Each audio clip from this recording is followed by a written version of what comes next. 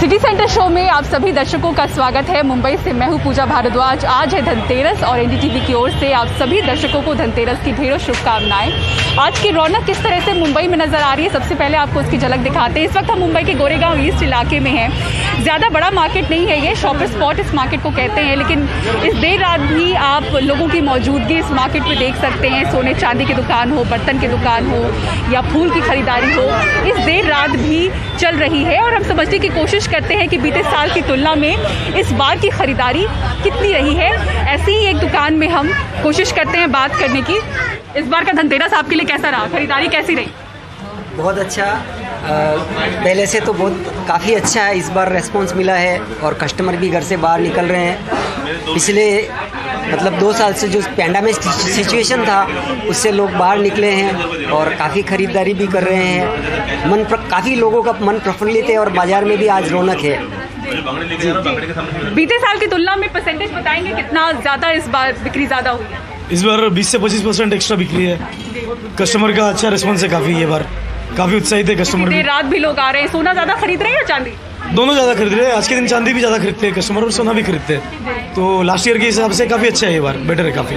Last year के हिसाब से आप कह रहे हैं कि 25 से 30% ज़्यादा? हाँ, 20 से 25% ज़्यादा सेल है लास्ट ईयर। तो एक राहत वाली बात है कि बीते साल की तुलना में इस बार इस दुकान का कहना है कि कम से कम 20 से 30% ज़्यादा बिक्री हुई है।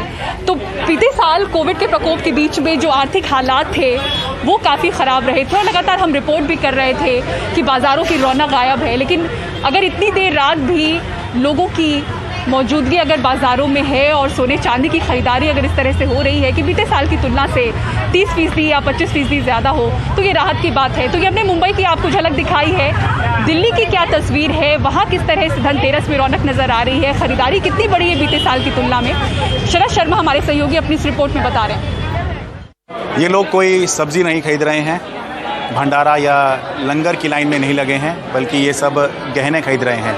आज धनतेरस का दिन है और धनतेरस पर गहने खरीदना शुभ माना जाता है। ये लक्ष्मी जी का दिन होता है। यहाँ पर देखिए ठीक ठाक रौनक जो है यहाँ पर आपको दिखाई देगी।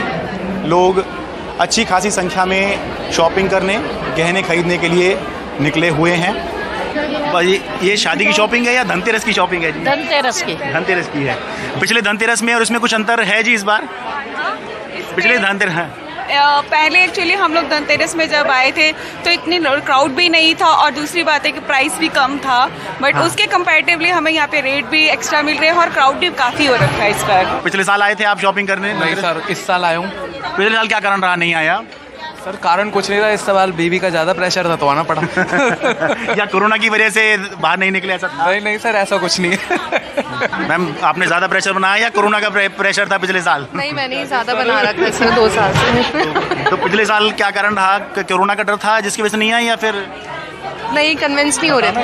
अच्छा, हस्बैंड कन्विंस नहीं हो रहे थे। कोरोना का कोई डर नहीं। अच्छा, जो लेना है वो तो लेना ही है। ठीक है। काफ़ी अच्छा इम्प्रूवमेंट है यहाँ पर। बहुत ज़्यादा एक्टिविटी है पहले से तो। अच्छा, बहुत। अभी तो इतना रश था ही नहीं, पिछली बार रश नहीं था। अब तो बहुत अच्छा हो गया। अच्छा, एक बड़ी बात जो है वो ये है कि पिछले साल के मुकाबले इस साल खरीदारी ज़्यादा हो रही है। मेरे साथ पीपी ज्वेलर्स के ओनर पवन गुप्ता हैं। सर बहुत बहुत स्वागत है आपका। पिछले साल की धनतेरस और इस साल की धनतेरस कुछ अंतर है या पिछले साल जैसा ही है? भाई जैसे रात और दिन में अंतर होता है वैसे ही अंतर है।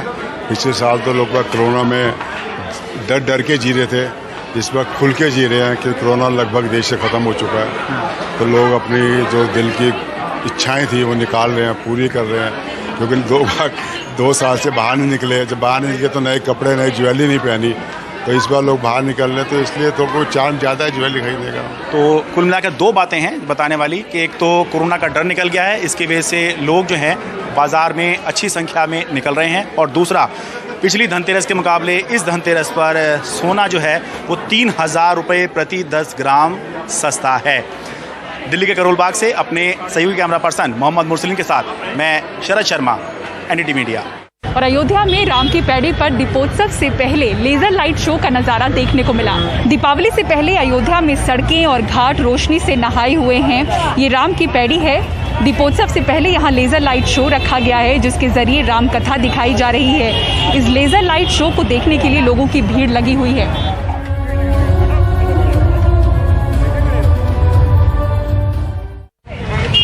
कल छोटी दीपावली है और इस मौके पर अयोध्या में राम की पैड़ी पर 9 लाख दिए जलाए जाएंगे। इस दौरान रामायण पर आधारित झांकियां भी निकलेंगी। दीपोत्सव की तैयारी किस तरह से करीब करीब पूरी हो चुकी है, कमाल खान अपनी इस रिपोर्ट में बता रहे हैं।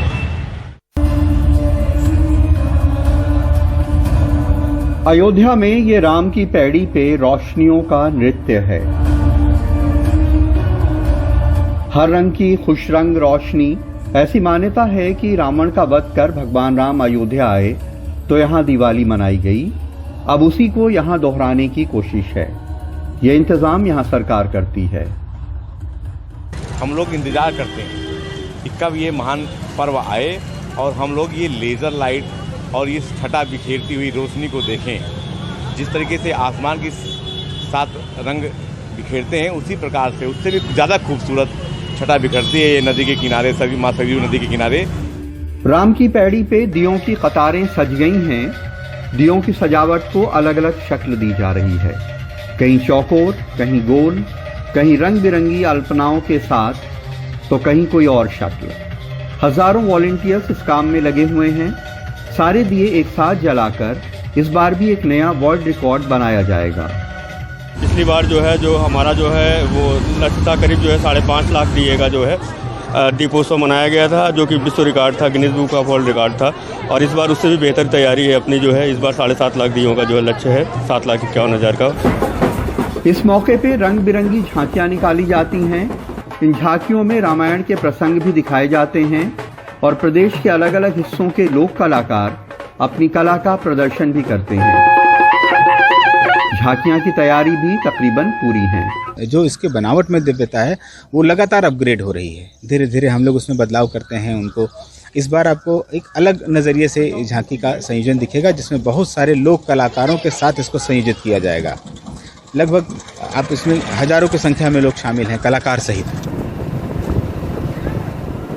शहर की सड़कों पे दूर दूर तक रंग बिरंगे गेट बनाए गए हैं।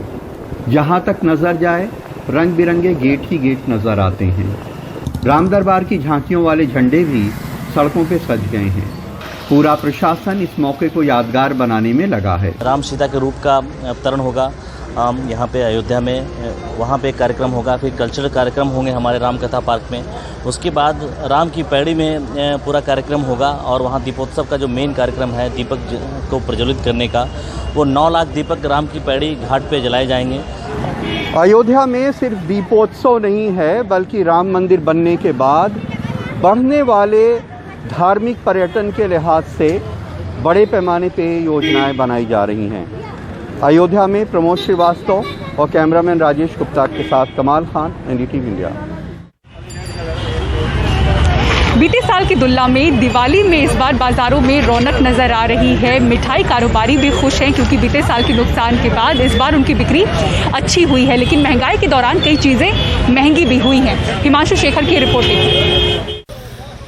दिल्ली की मशहूर बंगाली स्वीट हाउस में इस बार ग्राहक खूब दिख रहे हैं। कोरोना में बर्बाद हो गई पिछली दिवाली के बाद इस साल बिक्री भी बढ़ी है और कमाई भी। देखिए साहब, पिछले साल तो दिवाली बहुत ख़राब थी, लोग बहुत डरे हुए थे। लेकिन इस साल नॉर्मल नहीं है, पर कंपैरेटिवली अगर आप कंपेयर करें पिछले साल 2019 जैसी नहीं है, बट मैं समझता हूँ 2020 से बेहतर है।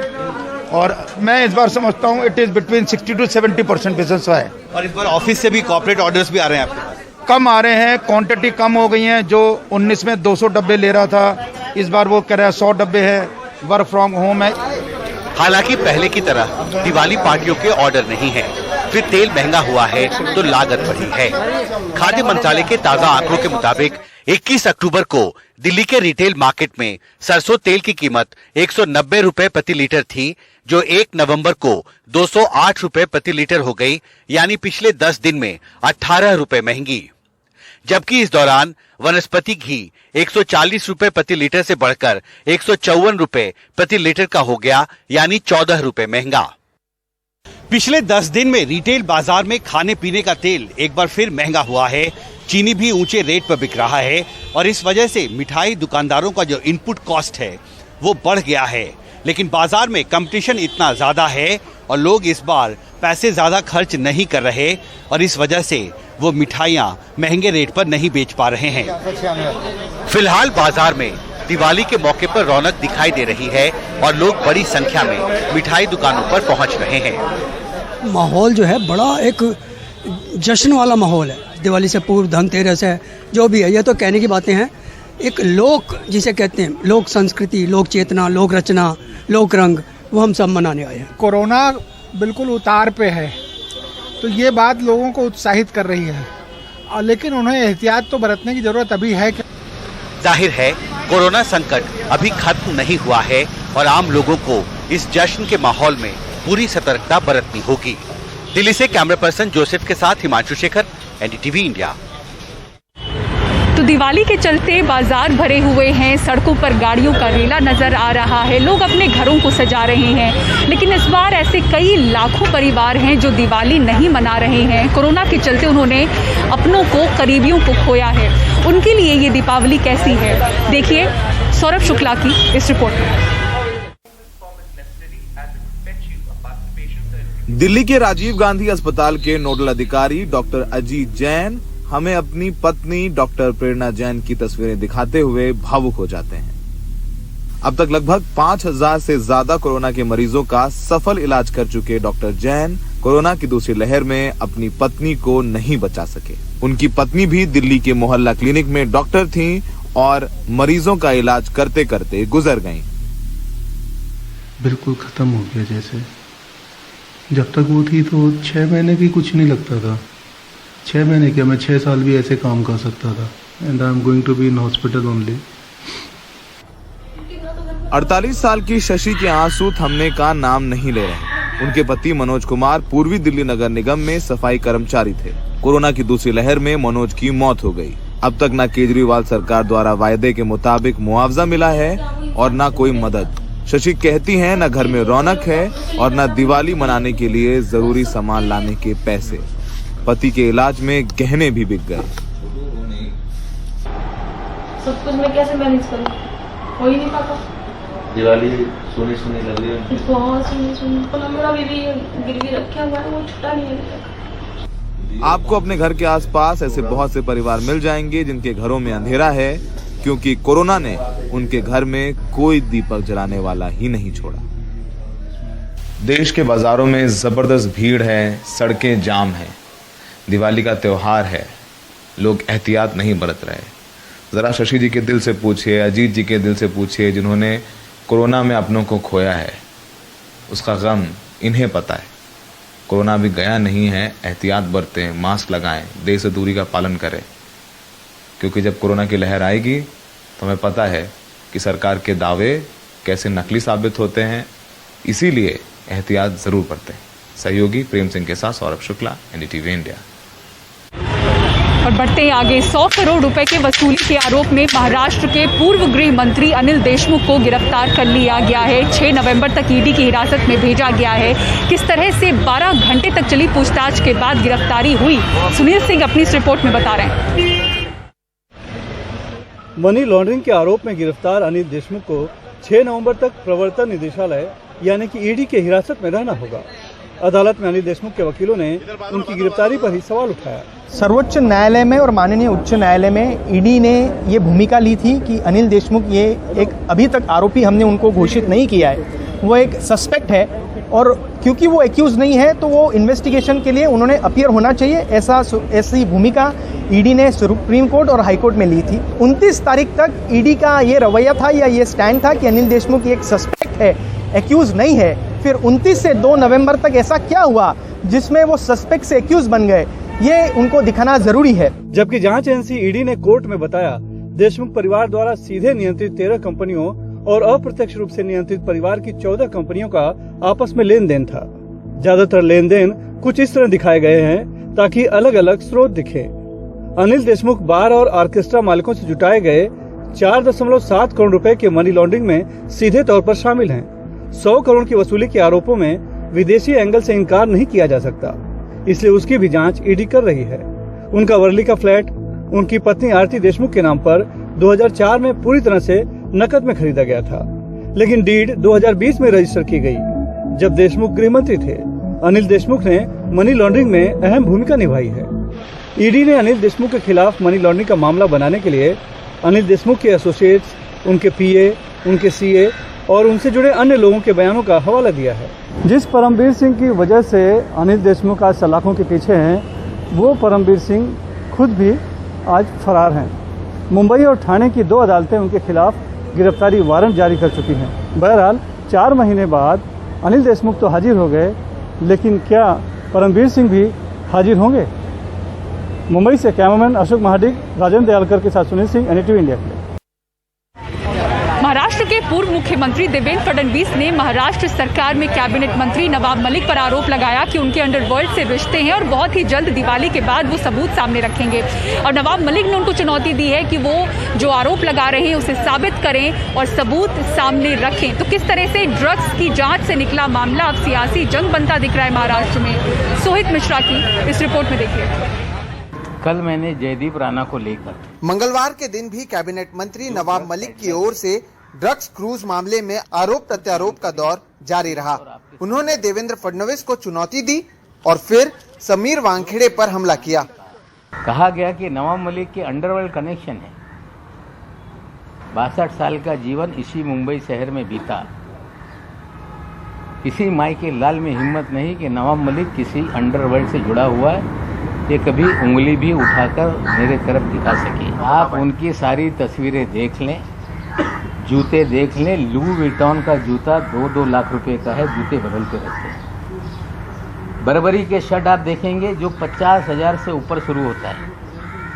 टी शर्ट आप देखेंगे जिसकी कीमत 30,000 से शुरू होती है। पारते पाते नाम की कोई घड़ी है, मुझे पता नहीं। घड़ियाँ रोज बदलती है, जो 20 लाख से उसकी बिगिनिंग है और 1 करोड़ तक की घड़ी आती है। ईमानदार अफसर का ये पहरावा, ईमानदार अफसर का ये रहन सहन। इस बार नवाब मलिक के निशाने पर समीर वानखेड़े की बहन यास्मीन भी रहीं। चैट की 2 तस्वीरें साझा कर नवाब मलिक ने आरोप लगाया कि ड्रग्स मामले के आरोपी यास्मीन वानखेड़े से बात करते थे और साथ ही एक पूरी प्राइवेट आर्मी मौजूद है जो वसूली का काम करती है। अगर एक अपराइट अफसर, उसकी बहन वकील है, तो किस तरह से जिन्हें एक्यूज बनाया जाता है उससे संवाद करती है। मैं फिर कह रहा हूं कि प्राइवेट आर्मी का खेल था। उगाई के धंधे में ये सारे प्राइवेट आर्मी के लोग थे और लेडी डॉन भी इस धंधे में शामिल थी। मैं आज फिर कह रहा हूं। समीर वानखेड़े ने जहां एक बार फिर नवाब मलिक के सभी आरोपों को खारिज किया, तो वहीं नवाब मलिक की ओर से ड्रग के आरोपियों से बात करने के आरोपों का जवाब देने यास्मीन वानखेड़े मीडिया के सामने आई। अगर मेरी ऑफिस में कल को उठकर कोई केस आ जाता है जिसका मुझे आइडिया ना हो और वो बाद में मुझे मैसेज कर दे कि भाई NDPS केस था, मैंने तो उनको भगा दिया। आपको पता नहीं उनको भगा दिया है मैंने। जो 50 लाख की घड़ी बोल रहे हो, वो मेरी मम्मी ने 17 साल पहले उनको दी हुई थी और वो अपनी चीजें बड़ी संभाल के रखते हैं। हर रोज ड्रग्स केस का मामला उलझता जा रहा है। मंगलवार को तो यास्मीन वानखेड़े ने माना कि एक ड्रग्स का आरोपी उनके पास आया था, लेकिन उन्होंने उसका मामला नहीं लड़ा। कहीं ना कहीं अब ये मामला केवल क्रूज में मिले ड्रग्स का नहीं रहा है और अब ये मामला समीर वानखेड़े और इनके इर्द गिर्द जो लोग मौजूद हैं उन पर जा अटका है। मुंबई में कैमरा पर्सन धनेश के साथ सोहित मिश्रा, NDTV इंडिया। और फूड सेफ्टी ऑन व्हील्स के जरिए किस तरह से मिलावटखोरों पर कसा जा रहा है शिकंजा, दिखाएंगे आपको पूरी खबर एक ब्रेक के बाद। बने रहिए सिटी सेंटर शो के साथ।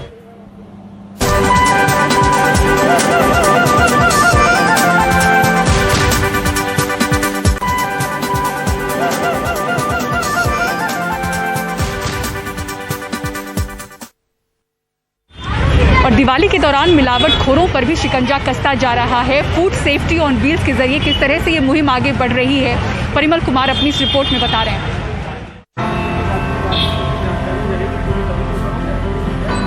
इस दिवाली पर आपको मिलावटी मिठाइयां न खाने को मिले, ये सुनिश्चित करने के लिए ये वैन घूम रही है। ये FSSAI यानी food safety and standards authority of India की वैन है, जो मिठाइयों की जांच के लिए सैंपल जुटाती घूम रही है। बीते हफ्ते भर में देश भर से करीब 10,000 सैंपल लिए गए हैं। इसमें मिठाई, खोया, पनीर और दूध के सैंपल पर खासा जोर है। कुछ राज्यों में तो 10% तक सैंपल फेल हुए हैं। करीब 10,000 सैंपल उठाए गए हैं, जो कि जनरली मिल्क प्रोडक्ट्स के हैं, दूध के हैं, पनीर के हैं, खोआ के हैं, मावा के हैं, ये सैंपल। और वो जो आंकड़े कहते हैं एडल्ट्रेशन करीब 2% से लेकर करीब 8% तक है। इस टेस्टिंग वैन में 6 तरह के टेस्ट होते हैं। एक पार्ट लेंगे हम सैंपल का। अलग अलग केमिकल के जरिए पता लगता है कि खाद्य पदार्थ में मिलावट तो नहीं है। कैटेगराइजेशंस केमिकल एनालिसिस के बेस पे होता है कि उसमें केमिकल टेस्टिंग होती है, माइक्रोबायोलॉजिकल टेस्टिंग होती है, इंस्ट्रूमेंटेशंस पे पेस्टिसाइड्स रेजिड्यू होते हैं, हैवी मेटल्स होते हैं और अफ्लाटॉक्सिन्स। अगर कहीं सैंपल गड़बड़ निकला तो वहां से और ज्यादा सैंपल लिए जाते हैं और कार्रवाई होती है। अभी हम बना रहे हैं उसमें वो गुणवत्ता हो और इस तरह से उसमें वो स्वस्थ हो। ठीक, बहुत शुक्रिया हमसे बात करने के लिए। यानी स्वस्थ रहेगा इंडिया तभी आगे बढ़ेगा इंडिया। नई दिल्ली से परिमल कुमार, NDTV इंडिया। और सिटी सेंटर शो में फिलहाल इतना ही। NDTV की ओर से एक बार फिर से आप सभी दर्शकों को धनतेरस की ढेर सारी शुभकामनाएं। पूरी टीम को दीजिए इजाजत। खबरों के लिए बने रहें NDTV इंडिया के साथ। नमस्कार।